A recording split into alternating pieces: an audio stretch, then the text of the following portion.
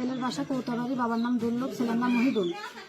ছেলে আমাকে 3 বছর হলো বিয়ের প্রলোভন দেখাইয়া মানে শারীরিক সম্পর্ক করার পরে যখন আমি বললাম যে আমাকে তুমি বিয়ে করো, তখন বলে যে তোমার স্বামীকে তুমি ডিভোর্স দাও। তখন আমার স্বামী জানতে পারে আমাকে ডিভোর্স দিয়ে তার বাচ্চাটাই নিয়ে নেয়।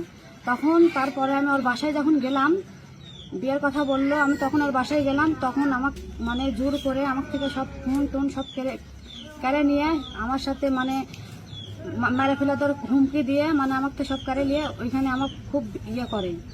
মানে বিয়ের প্রলোভন দেখে অল্প অল্প করে 50,000 টাকা আমার থেকে মহিদুল নিয়েছে। এখন বলতেছে যে উনি আমাকে আর বিয়ে করবে না। পরে যখন আমি বললাম তখন আমার বলেছে যে তোমার স্বামী তুমি ডিভোর্স দাও। পরে আমার স্বামী এলে জানাজানি হওয়ার পরে আমার স্বামী আমাকে ডিভোর্স দেয়। তারপরে বাসায় যে আমি উঠি, তারপরে জানতে পারি যে ওর বউ ছাল আছে। আমাকে বলেছিল আমার কোনো বউ ছাল নেই।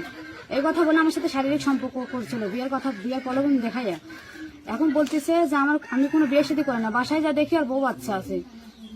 পরে আমাকে মানে খুব করে মারধর করে খুব মানে মেরে ফেলে তোর হুমকি দেখাইয়া আমাকে ওইখান থেকে করছে। আমার জীবনটা নিয়ে আমি ওইখান থেকে চলে এসেছি। আসার পরে যখন আমি থানায় আবার গেলাম, এখন থানায় যদি কোনো আমার সুষ্ঠু বিচার যদি লওয়া হয় তো ভালো, আর যদি না লওয়া হয় আমার বাবার বাড়ি এসে তো আমি থাকতেও পারবো না। আমার বাবার অবস্থাও খারাপ, আমি খুব গরিবের মেয়ে, আমার বাবার অবস্থা খারাপ। এখন যদি থানায় থেকে কোনো যদি লেয় ভালো, আর যদি না লেয় আমার গলায় দিয়ে দড়ি দিয়ে মরা ছাড়া কোনো উপায় নেই।